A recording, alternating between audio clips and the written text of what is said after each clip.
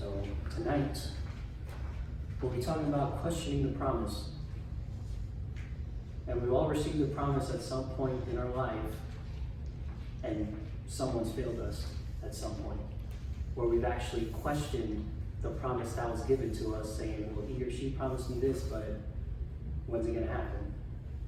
You know, when are they going to live up to this promise that was made to me, whether it's from our parents, whether it was from a boy or a girlfriend, whether it was from a wife or a husband, whichever one it is, we've all been given some kind of promise at some point in our life, and it failed. And it hurts, because you have a lot of trust in whoever gave you this promise. You're looking forward to this promise, and when you see it just not happening at all, you start to lose faith. You start to lose hope that this promise is ever even going to happen in the first place. And that just causes you now to doubt that person. You don't look at that person the same way. You don't do any of that, and it causes a rift in the relationship, especially when you're friends with the person or anything like that, or even your parents. You know, and especially for kids growing up, they just said, my parents always made me promises and never held them. And then they grow up and they bring that to other relationships, whether it's friends or boyfriend, girlfriend, or husband, wife. You bring that to that relationship with that attitude already of, you made me promises, I don't take it serious, you know. But God is someone where when he speaks, when he makes a promise, it happens. Whether it takes 25 years, whether it takes 10 years, whether it takes 5 years, when he speaks, things happen. When he makes a promise, it occurs. And when God calls you to a certain purpose, or makes you a promise, what he said he starts, he's going to finish. But it usually starts with him calling you. He has to get your attention first, right? He has to get your attention. He needs to call you to that promise so you can start looking forward to it. Because when God gives that calling on us, he gives that promise and we're like, oh man, I want it next week. I'm ready for it right now. It's like, whoa, like, slow your roll. All right? Especially those that, man, I got saved today, I'm feeling it, I'm going to preach next week. Whoa, hold on a second. All right? This is a process, and it's a good thing that we look forward to the things that God sends to us and the promises he gives us. We look forward to that. And that's a good thing. But it also requires not just a call, but also a move. Because sometimes that promise requires us to move. Whether it's moving people, whether it's moving things, whether it requires some kind of movement on our part to pursue that promise that was given to us. Yeah, we can say, yeah, it's going to come to me, but it's not going to come to me by me sitting in this spot right here. There needs to be movement so you can reach that promise that God has prepared for you. And a lot of times we're given this promise, we want to move forward and all that, but then at some point in our pursuing of that promise to God, something happens. Something always happens that gets in the way of that promise that God made to me. And you think to yourself, man, I used to be on fire, I used to be moving towards that, and then you look at yourself at the state you're in, and you're like, how did I get here? How did I get in the state that I'm currently in right now? It doesn't, you know, I was moving to that point, I was getting closer to that promise, but then something happened. And let me tell you, there's always going to be people, there's always going to be predators that want to jump on that promise to not make it happen. You don't know what the enemy is doing on the other side of this promise. God is doing something on this side of the promise, but you got the enemy doing something on this side of the promise, and he's in there trying to get in the way and trying to regress you from reaching that promise. And it's really how we take these things that are thrown at us, because let me tell you, every time that he messes with you anyways, he needs to ask God permission. All right? So he asked God permission, hey, I'm going to throw this at your son or your daughter, you know, and then he says, okay, I give you permission. Now, how are you going to react to it? Are we just going to say, I quit, I give up, and that's it? Are we just going to settle? Or are we going to keep on moving forward past this? Are we going to allow this situation, whatever happened to me, to lead me forward in my faith? Not destroy my faith, but man, God, you just gave an opportunity for me to believe in you more, to have faith in you more. That's how you got to look at these things. All right? So, When God makes you move, it's not easy. Moving is never easy at all whatsoever. I have coworkers that are always moving like all the time. They're like, yeah, I just moved to a new house, and then 4 years, oh, we're moving to this other new house. I'm like, you like moving just for no reason? I like moving with purpose. What is the purpose of me moving? Right? I don't move just to move. I move for a purpose. I move for a reason. All right? So if God has to make your environment so hostile for you to move out of it, he's going to do it. If God has to somehow make whatever you're in, wherever you find yourself, just so uncomfortable for you to move, he's going to move you. Because again, this promise needs to happen. And he'll push you, he'll move you sometimes, and then you'll find yourself in spots where now you need to do something, you need to move. I'm giving you directions, and I'm behind you, but you gotta walk. I can't walk for you. I can't fight. I can fight for you, but at the end of the day, you need to step up and fight. I'm here, I'm behind you, I'm 100%, I'm gonna send my angels, but they're gonna follow you in what you're doing. And if you're just sitting there, they're over here fighting, waiting for you to, hey, can you get up and do something? This is your battle, and we need you to participate. The battle is for you to participate, and not to sit and watch and say, just watching. Yeah, look, God fights for me. And we take that and we say, no, God fights for me, and we just no. It's a partnership. Lord, I did all I can. Now you got to do what I can't do. All right.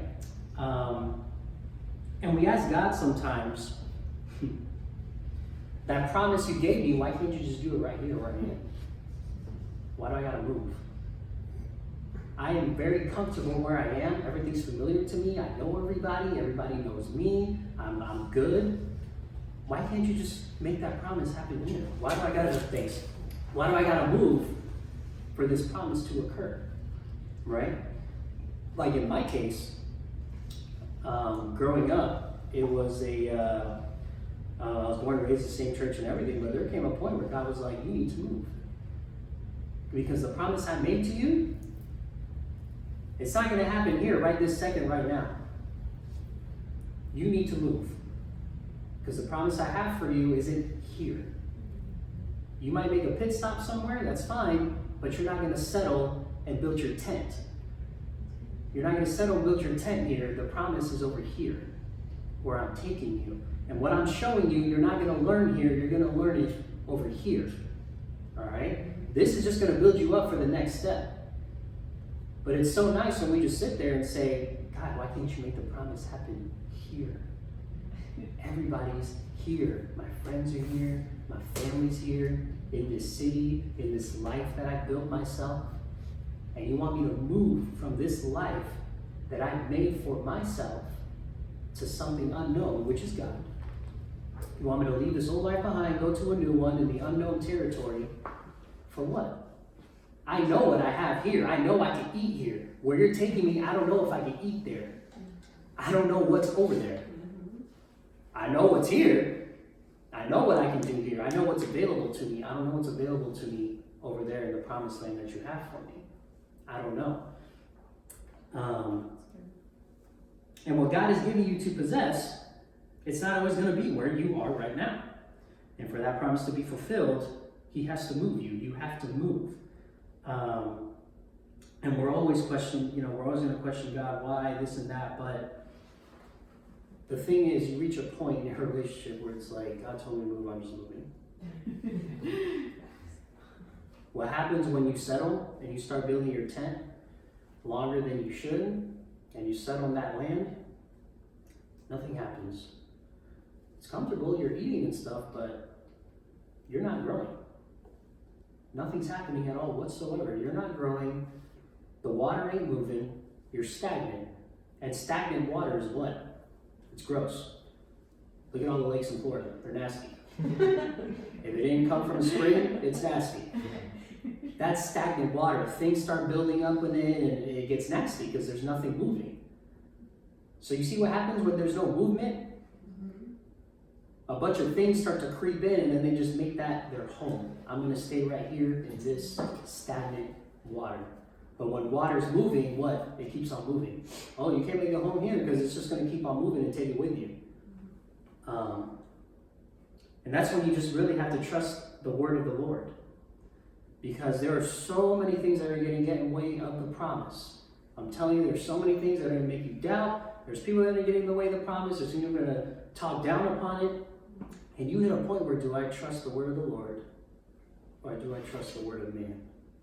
Do I trust what man is telling me? Or do I trust what the Lord is telling me? Because man has a totally different definition of what something is supposed to look like.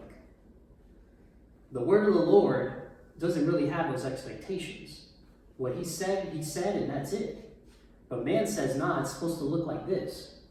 But you're like, well, mine doesn't look like that, so I must be wrong, right? I must be doing something wrong. No, you're not. Because God is telling you, no, you're not doing anything wrong. You're right where I want you, where you're supposed to be. But man is telling me I'm not, it doesn't look like this. My life isn't supposed to look like this. I'm not supposed to move and make this decision. Because when you want to move, there's people that are going to tell you to stay. Every single time. You know what? Yes. I'm done with this. I'm going to go, no, stay here, don't move. Stay with us. That's a bad move. You don't want to do that. Look at everything you have here. It's so great. And then you start that fight between yourself. Do I move? Or do I stay? I know what I have here, but if I move, I don't know what's over there. And I think that's a battle that even Christians right now go through of, do I stay or do I move? And the question is, when God tells you to move, are you going to be willing to actually move all your things and move them to the land that God is trying to take you to? It's crazy that I even brought that up about, do I move or do I stay? Because there's people that want me to stay. Stay right here. With your boys, the homeboys, what we do, what we used to do, just stay here with us, man. They don't want to see you go further. They don't want to see that. You need to stay here with us. Because I'm low right here, and I want to bring you low with me, and I want you to stay here with me, because it makes me feel good, knowing there's other people that are like me, this low. And then when it comes to your time to move, that opportunity, you're like, man, I can't just leave them behind. No. God's going to do something with them. That they're not your responsibility. Your responsibility is you and what God wants to do with you. Sometimes we like to take it in our own hands and try to do it ourselves, and you're not God. You can't change anybody. The only person that can change somebody is God, and that's it. I was watching The Bachelorette. Okay? And I'm just like, this girl is really trying to make this guy, but he's not. And it's not going to work. It's not going to work. Only God can change him. And we try to manipulate people and try to make them into what we want to make them, but that's not them. These are not the hands of God. I can't form you the way he does. I can't do that. He didn't give me that. He didn't give us that ability. We weren't meant to carry that cross. All right? So we're actually going to start in Genesis. We're going to start in Genesis 11. We'll start at verse 27.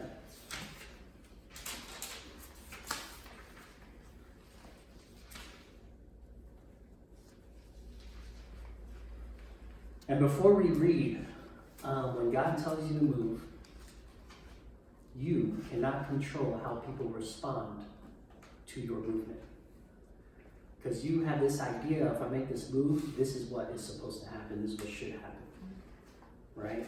This is how people should respond to what God's doing with me. This is how people, and then when we get that wrong answer, we're like, well, I have to be doing something wrong. Because people are not responding to what God is doing with me. What is happening right now? And we get frustrated. We get frustrated because no one's listening to me, no one takes me serious, you can't control how people respond to your move.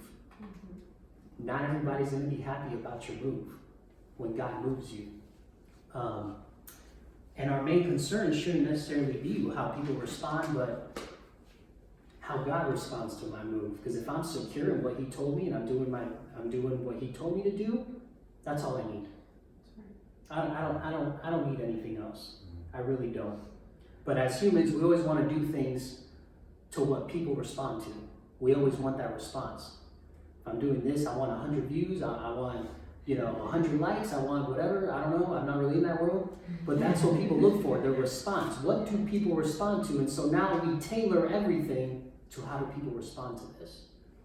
And when God is calling us to move, he's moving us one way, and you're like, Lord, people aren't responding to me, going this way, we get a little scared.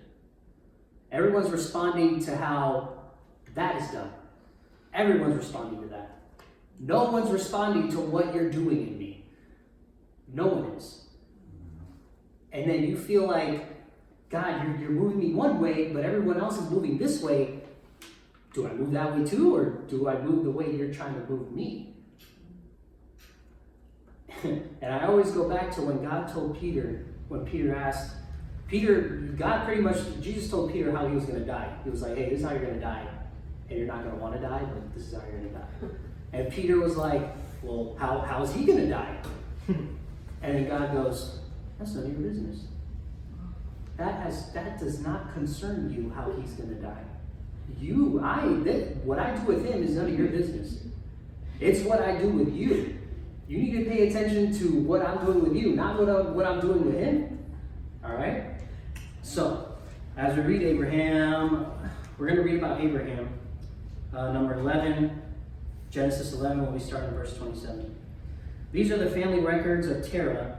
Terah fathered Abraham, Nahor, and Haran fathered Lot. Haran died in his native land in Ur of the Chaldeans during his father Terah's lifetime.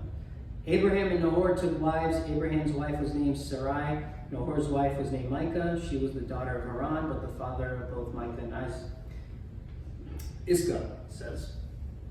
Sarai was unable to conceive. She did not have a child. That's a key part of this. And Terah took his son Abraham, his grandson Lot, and his daughter-in-law Sarai, his son, Abraham's wife, and they set out together from Ur of the Chaldeans to go to the land of Canaan. But when they came to Haran, they settled there. Terah lived 250 years and died in Haran. So, they were supposed to go to Canaan. That's what we're reading, right? They're supposed to be heading to Canaan, but they get to Haran and stay there. And it says Terah, which is the dad, he's the one that brought the family there, lived 205 years and died in Haran. He died in a place where he never reached where he was getting to. Okay? And this is going to come in later, but they settled in Haran instead of actually going to Canaan. They settled. And when we go to 12, chapter 12, just pretty much the next verse. Once Haran died, the Lord said to Abram, go out from your land, your relatives, and your father's house to the land that I will show you. I will make you into a great nation. I will bless you. I will make your name great, and you will be a blessing. I will bless those who bless you. I will curse those who treat you with contempt, and all the peoples on earth will be blessed through you.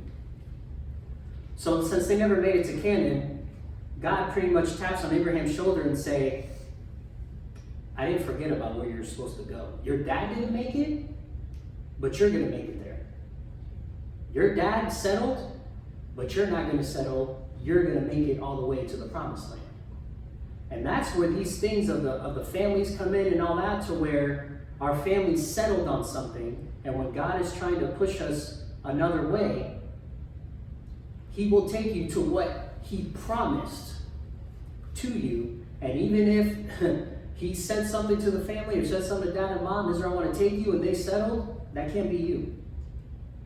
You cannot settle because of the example that you were given. You cannot settle yourself in that situation because, oh, well, mom's a prostitute, so I'm going to settle and be one too. Dad was a drinker, I'm going to settle and be a drinker too. Oh, this person's like this, so I'm going to settle and be that way too.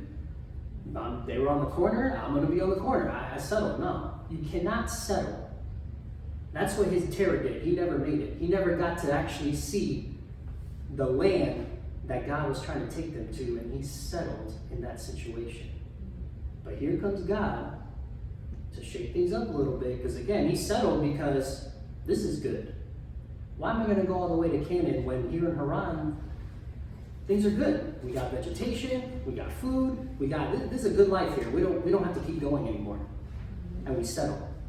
Because we think what's presented in front of us right now in this moment, this is it. This is good.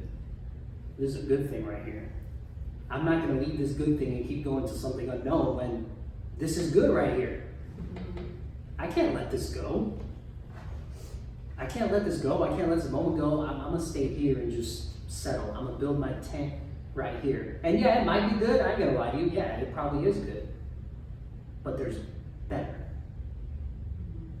Don't settle with good. You have to settle with better. God is always going to know what's better. So we can't settle for the right now of, I've always wanted to do this and career-wise, this and that, but, I have a decent job, so I'll just settle right here. Because this is all I can get and that's it. No. God is calling me to better. God is calling me to the land of Canaan. He's giving me the promised land, and I need to keep on moving to that point. So when God taps on Abraham's shoulder and tells him, go out from your land, your relatives, and your father's house into the land that I will show you. Again, moving's hard. You have to think about how hard this move is for Abraham. He's been there for a while. And especially in this time, they lived off the land. There was no we go to Walmart, get the growth, it wasn't like that. We're farmers, we're planting this food, we're doing it, we need to, us going to some unknown land, we don't know how things are there. But God is telling me to leave it all, everything, absolutely everything, and just go to a land that is unknown. And there's people here that can testify. When God told me to move, when all my family's here, I need you to leave your relatives and go. What I'm doing with you, it's not here, it's over here. And I need to separate you from that, because they're going to influence you to do something. They're going to influence you to settle, to stay, or whatever it is. I need you away from that. Because what I'm going to do with you, I can't have all these other outside influences. I need to separate you for a little bit so I can do what I want to do with you. He said, I will make you into a great nation, and I will bless you, and I will make your name great. But we can see even before Abraham, he was called the second time, God was already making moves for him before he even knew it. He took his dad out of the land of the Chaldeans, Terah taking him there and all that, and they're taking him to that promised land. And he was already making those moves even before Abraham knew what was really going on. So, as we go to verse 7, chapter 12, we're staying in verse 7. All right. He says, I will give this land to your offspring. Abraham ain't got no offspring. His wife can't have kids. So this is already looking kind of impossible. Lord, this doesn't make any sense. You're going to give this land to my offspring, and I don't have any kids, and I'm 75 years old. Imagine having a kid at 75 years old. He's like, I'm 75 years old. You're talking about giving this land to my offspring. It doesn't make any sense because I don't have any kids. So I don't know what you're doing. I don't know what you're talking about. I'm following you. But it don't make sense. And sometimes when God calls you to do it, it doesn't make any sense. It doesn't. It's not going to make sense every single time. This doesn't make sense. well, God, he's pushed me. He said, hey, this is what I want you to do. I'm like, God, this doesn't make sense. He goes, it doesn't have to make sense. Are you going to trust my word? Or are you going to trust the word of man? Or are you going to trust what's familiar? I have better for you. I have better for you. And so now we'll go to chapter 15. And here we'll actually get to the promise. And at this certain time, already, so Abraham gets there, he gets to Canaan and all that. But there's a lot of things that have happened where you can see he begins to doubt what God told him. There's a famine that happens there in Canaan, and he's like, this is what I left for? a famine. There was no famine where I was. So you took me out of where I was to bring me to a famine in Canaan? That doesn't make any sense. Not only that, then after that he goes to Egypt. Since there's a famine there, he goes to Egypt. He tells the Pharaoh, oh, my wife, she's my sister, so they can pretty much take her in and he can get in on the kingdom too, so he doesn't have to like suffer about eating and stuff. But God's like, yeah, no. Tells Pharaoh, hey, that lady's married, that ain't the sister. And then he brings a plague, and Pharaoh's like, get out of here, you guys are gone. Sends them back. Sends them back to to Canaan. Alright? And then him and his brother, the nephew Lot, they separate. Okay, so now we made this move, there's famine, me and my nephew are separating, there's things happening to where this wouldn't happen if I didn't move. And these are the thoughts that creep in our mind. This wouldn't have happened if I did not move. I should have stayed. And that is what we think of. I should have stayed. This is what you moved me for, God?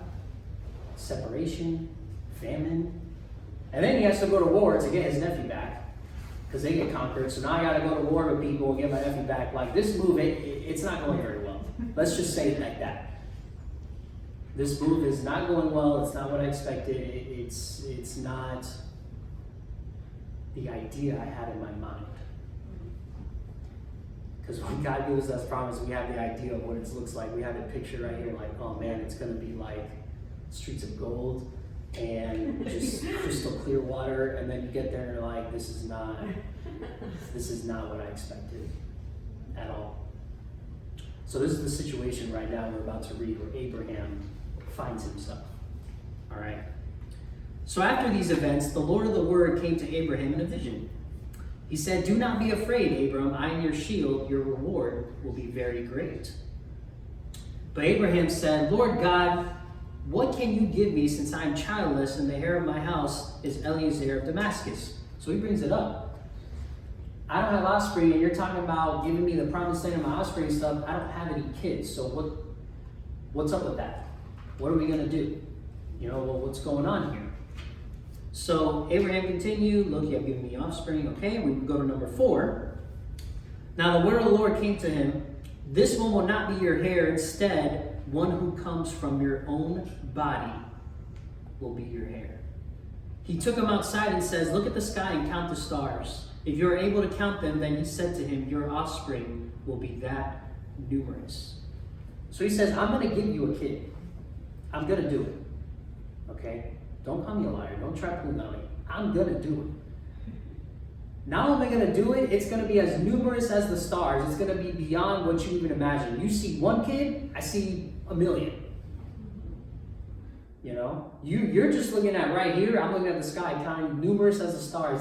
That's what he's looking at.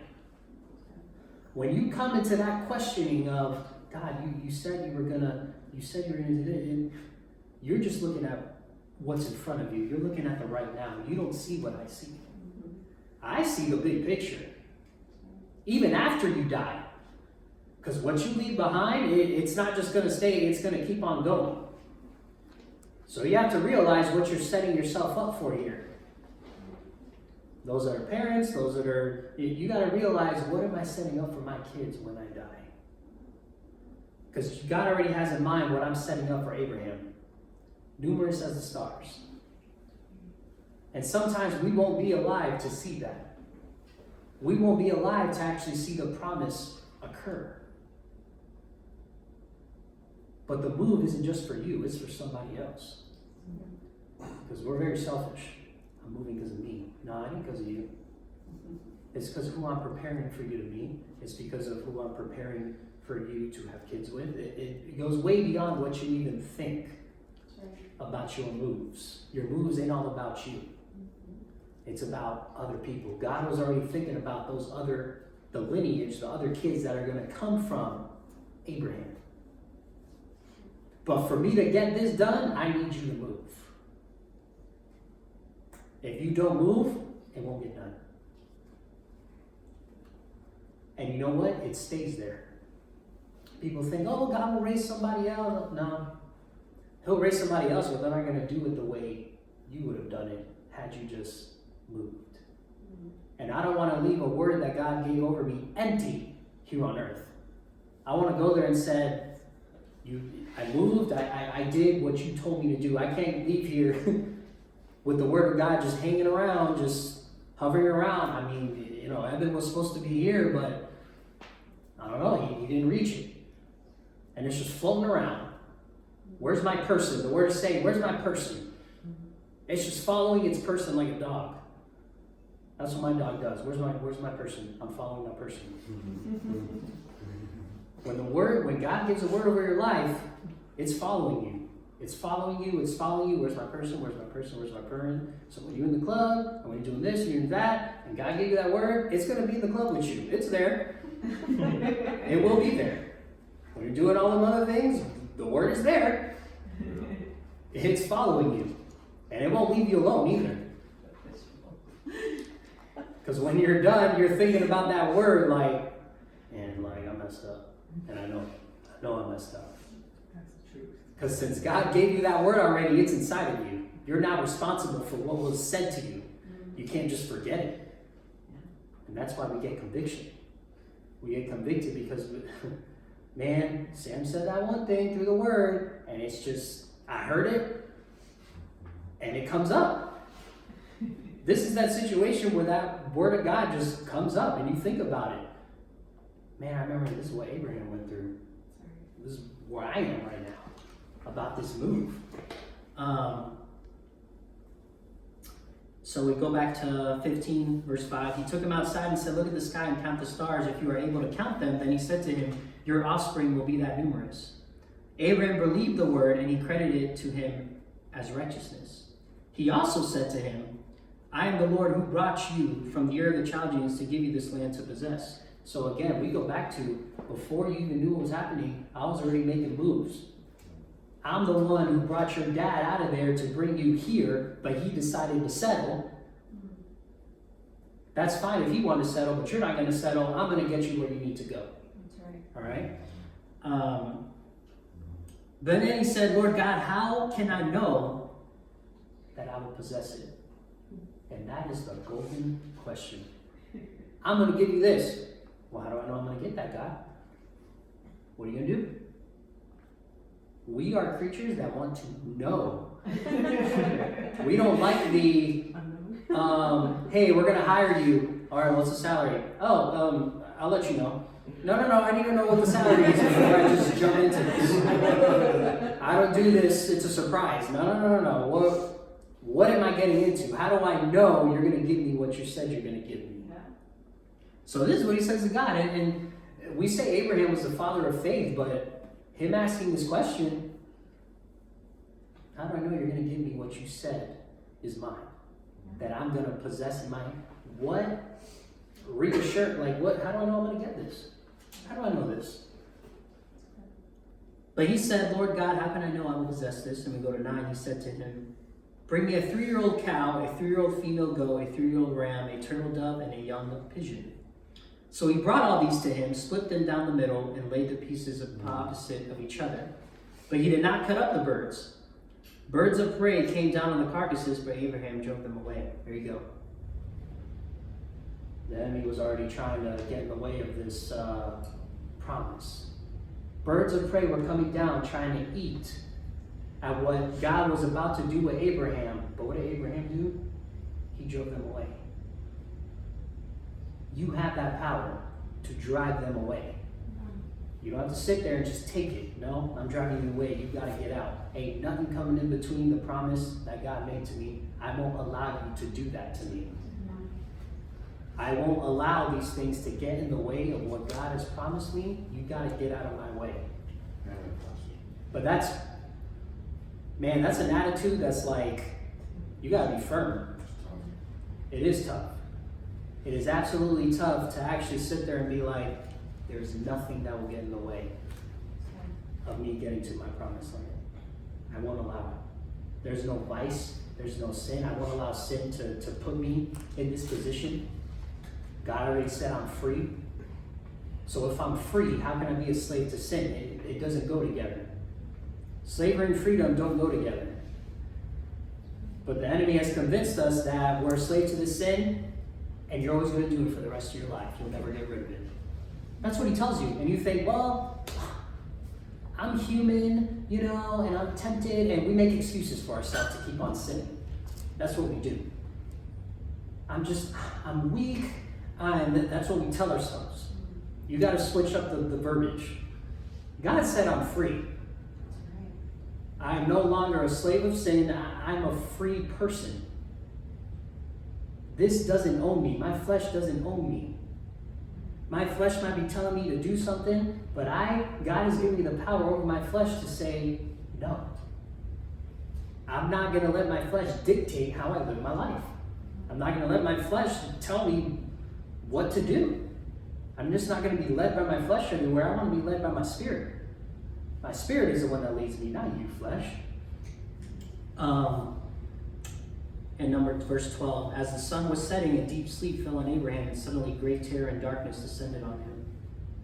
Then the Lord said to Abram, know this for certain, your offspring will be foreigners in a land that does not belong to them. So far, this is not sounding good. Lord, this move is like, I don't know what you're doing, but it's not sounding so great. They will be enslaved and oppressed for 400 years. Oh, wow, that's nice. Thanks, God. Cool. However, I will judge the nation they serve, and afterwards they will go out with many possessions.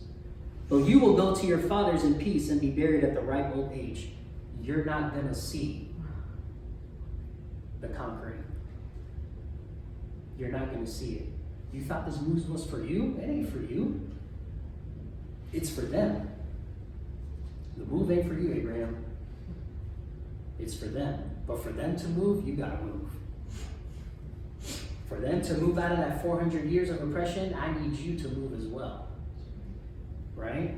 So, but you will go to your fathers in peace and be buried in a ripe old age. In 16, in the fourth generation they will return here, for the iniquity of the Amorites has not yet reached its full measure. The people that are already living there, the sin hasn't reached the level yet for God to infiltrate.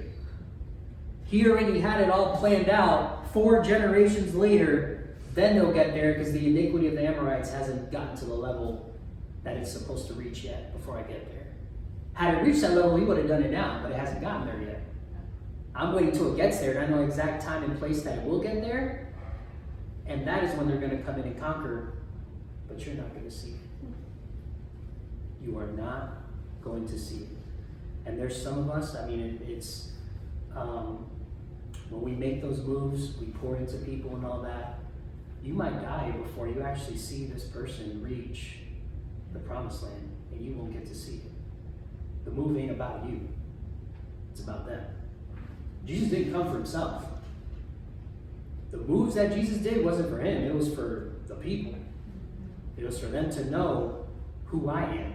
I'm God. I'm going to put myself in the human flesh and come down and be with my people, so they can understand and know who I am and go on forever. Because as you realize, he is physically not here anymore. I call that fly. He is physically not here anymore. He died. He rose again, but he's not physically with us anymore. He did not actually get to see everything that happened after he left. He's watching it up there, obviously, but he wasn't here physically to see it. He was here just to be that stepping stone. He was here to be the bridge between him and God. Between us and God. That's what he came to be, that bridge. So now when God looks at us, I just see the blood of Christ, and that's it. I don't see you the way you see yourself. I just see the blood of Christ, and that's all.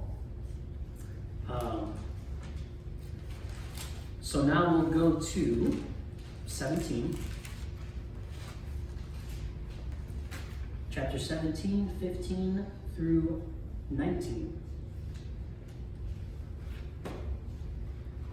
So, God gives them this promise, right? He tells them and all that, all right? And then he says, what the kids are going to have, this is what I want you to do with them for the covenant I made with you, okay? Once God made that ceremony with him, I'm sorry, I didn't finish it, but he made that ceremony with him. He made that covenant with him, and it's funny because Abraham was pretty much asking for confirmation. I'm asking for confirmation of this promise you made me. God could have been like, I just promised. He gave the guy a whole ceremony. He gave him a whole ceremony to confirm. And I can attest to that because I told God, like, God, I need some kind of confirmation that what you're calling me to do is you. And not just me and my feelings or me and my, no, I want to know that this is what you're calling me to do right now, right here. Because at this time is not what I would pick. Right now is not what I would pick. And God always somehow tells us to move at the wrong, what we believe is the wrong time. Like, this ain't, I'm too young. This is the wrong time, God. That's what 40-year-old people do, not me. You know, I'm supposed to be having fun and living my life. But he gave him a whole ceremony. And I told God, Lord, you know, I really feel, like I feel it in my heart, but it'd be nice to get, how do I know it's you? I was Abraham. How do I know I'm going to possess it? Like, and then he put in my heart, you're going to tell that person to pray for you, okay? And that person gave me more than I needed to hear. Had no idea what was in my heart, what was in my mind, whatever. I'm like, okay, God, okay. Thank you. Thank you for the confirmation. All right? But that's to show you that God does give confirmation. Fireworks probably, I don't know. When you ask for it, he'll give it to you, or like a plane landed on our roof. I don't know. So when we go to 17, 15 through 19, okay, God is telling Abraham, you know, I want you to circumcise all your kids to be a representation of our covenant and all that. So when we start at 15, God says to Abraham, as for you and your wife Sarai, do not call her Sarai, for Sarah will be her name.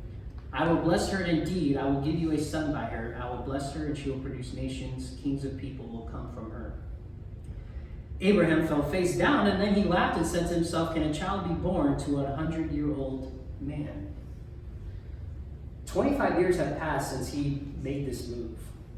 No kids yet. No kids yet. No kids yet. And you can imagine at some point he's getting really frustrated, like, Lord, you keep talking about this promised land, and I have no kids. You keep talking about this promised land, and they're going to be the hair from my body. I still have no kids. And he says to him, yeah, your wife Sarah's going to have a kid. He laughs. He's like, I'm 100 years old now. I thought that promise was long gone. But who else does that? Lord, I thought that promise was long gone. I'm already 40, 30, 50. I thought you were done with that. I thought you forgot. I thought you forgot about what you told me. And here he comes again. No, you're going to have a kid. It's 25 years later, but I'm not a liar. You're going to have a kid the time that I tell you. And Abraham's basically saying, I'm 100, man. I can't raise a kid. But God is saying, yes, you can. Your timeline is not my timeline. When I want him to be born, he will be born. Not on your time, but my time. Right? So, Abraham, okay, and number 17, Abraham faced down. Then he laughed and said to himself, can a child be born to a 100-year-old man? Can Sarah, a 90-year-old woman, give birth? So Abraham said to God, if only Ishmael were acceptable to you, because he already had a kid. His wife, Abraham's wife, tried to manipulate the situation. She said, oh, sleep with one of my slaves so we can have this child. But the promise wasn't through that child. He said it was going to come from you and your wife, not you and her. All right, so he's like, man, I already had a kid. Just use this one. No, I can't use that one. That's not the one that I wanted to use. The one I wanted to use is Isaac, which is going to be your kid. But God said, no, your wife Sarah will bear you a son, and you will name him Isaac. I will confirm my covenant with him as an everlasting covenant for his future offspring. All right? And even Ishmael being born that way, God was still going to use him anyway, because he said, you know, it is your offspring, and you're right. I'm going to use him too for the lineage. Okay? Now we're going to jump to Genesis 21.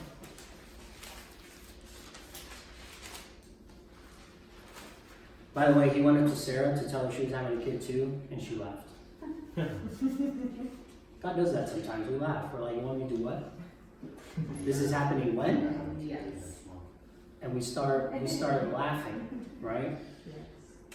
But here's the best part. Here is the actual resolution of all this, to where the baby is finally born.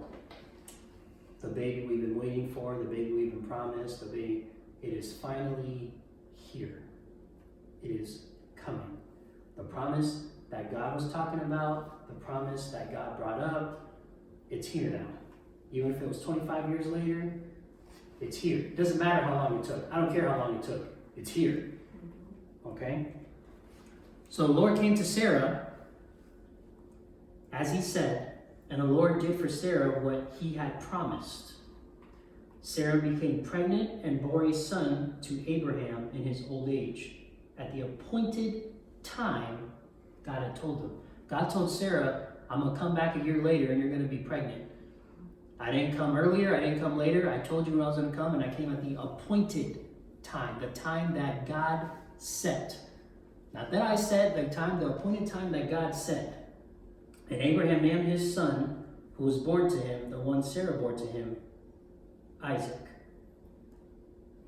So here he is. Isaac is finally born. This promise that we've been waiting for and all that, it's finally here. But when his son Isaac was 8 days old, Abraham circumcised him as God commanded him. Abraham was 100 years old when his son Isaac was born to him. Sarah said, God has made me laugh, and everyone who hears will laugh with me, she also said.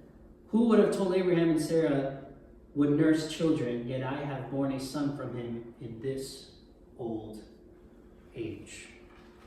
And that's what I'm going to end with. We see this buildup of this promise that God gave, and it took 25 years for this to happen. 25 years of frustration, 25 years of tears, 25 years of just doubting sometimes probably, but God came through. God came through. Whether it was 25 years later, it doesn't matter. He promised something, and he did it. So if you're that someone here who's questioning that promise, who's questioning what was told to you, he's going to come through. It's going to happen. But it's going to be on his time, not your time. Your job is to move when he tells you to move. That's it. Because as you move, you just get closer to it. You get closer to it. You get closer to it. But if you don't move, you don't get closer.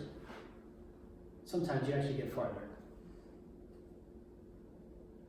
And then when you get farther, then you got to come back up again, then you bring yourself back again, and you're just playing this game. You know, I feel like I was close to that promise, and then I just backed myself up.